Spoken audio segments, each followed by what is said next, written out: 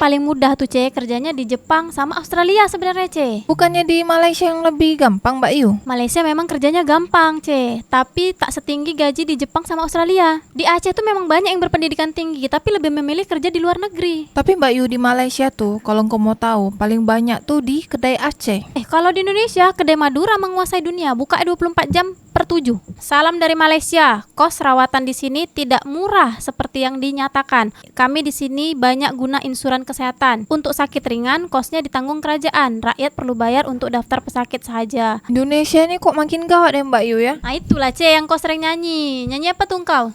Majulah Singapura.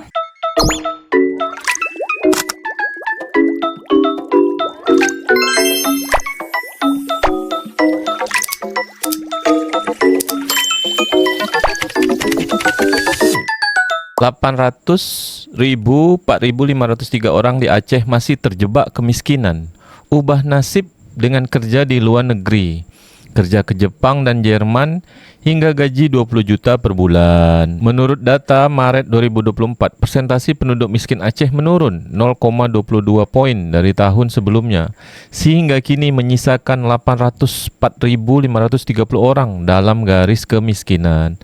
Namun, batas penghasilan kategori miskin di Indonesia adalah orang dengan gaji kurang dari 535.000 per bulan. Sementara di atas itu tidak lagi dianggap miskin dan sulit akses layanan kesejahteraan sosial. Peluang kerja ke luar negeri kemudian tampak menggiurkan.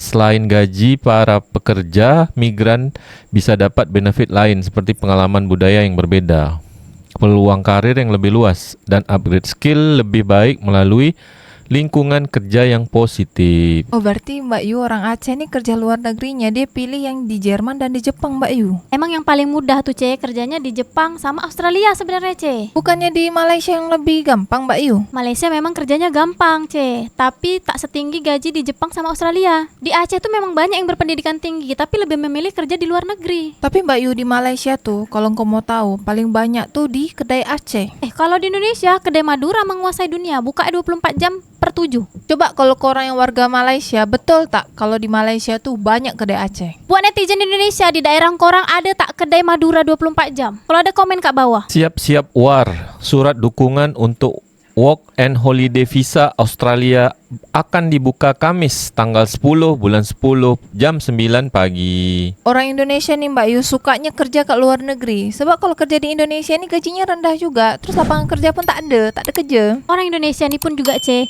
sering berobat ke luar negeri, khususnya Malaysia, karena lebih terpercaya. Biaya pun lebih murah. Kedubes Malaysia pasang spanduk berobat lebih murah ke Malaysia. Gara-gara kedubes Malaysia di Jakarta tuh pasang baliho, berobat di Malaysia lebih murah, di Indonesia jadi heboh. Di komen nih sama Angga Andrian 2105. Banyak kok pejabat-pejabat kita berobatnya di sana. Dibalas lagi nih sama Muhammad Reza Abdillah.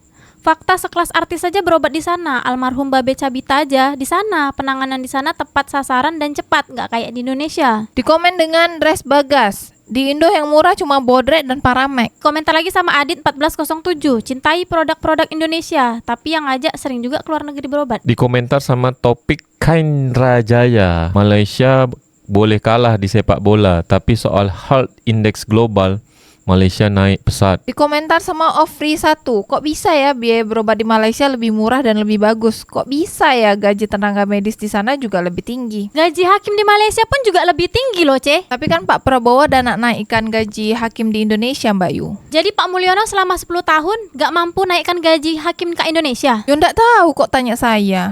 Masih hebat Fufu Fafa. Di komentar sama Under Radet Trayan, teman bapak alkohol addict dan akhirnya jatuh sakit.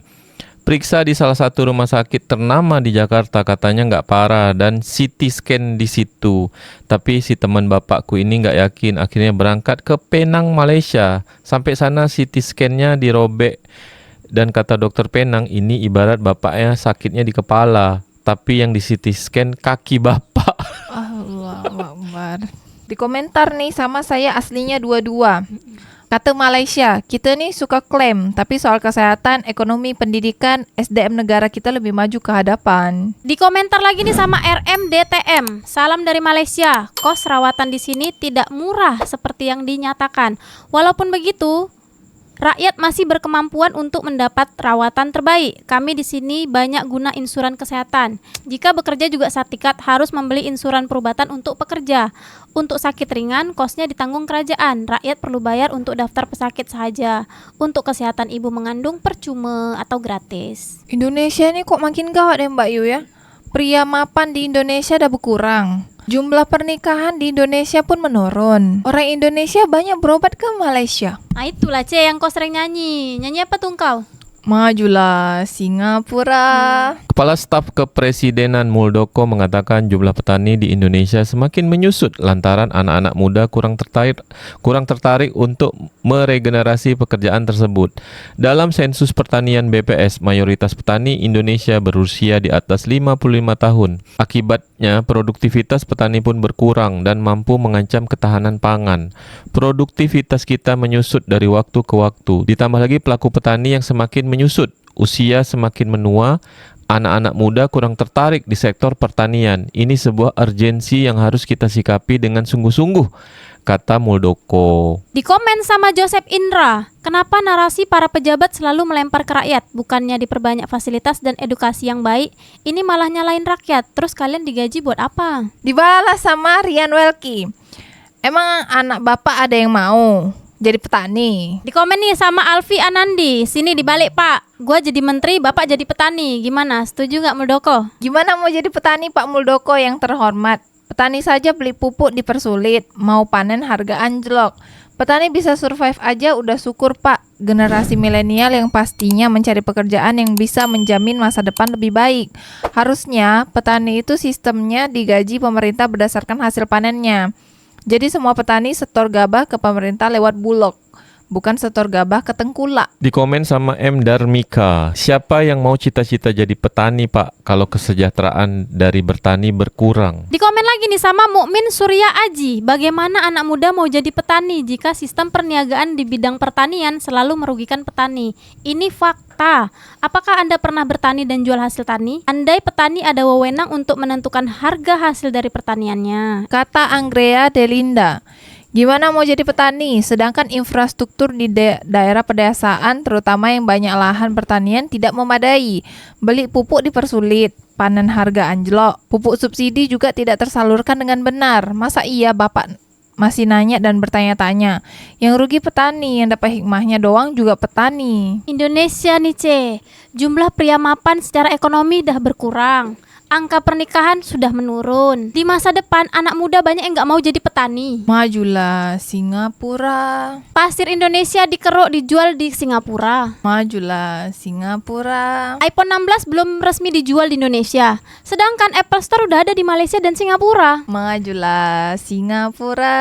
Orang Indonesia lebih banyak berobat ke Malaysia. Majulah Singapura. Harga sawit Indonesia ditentukan sama Malaysia. Majulah Singapura.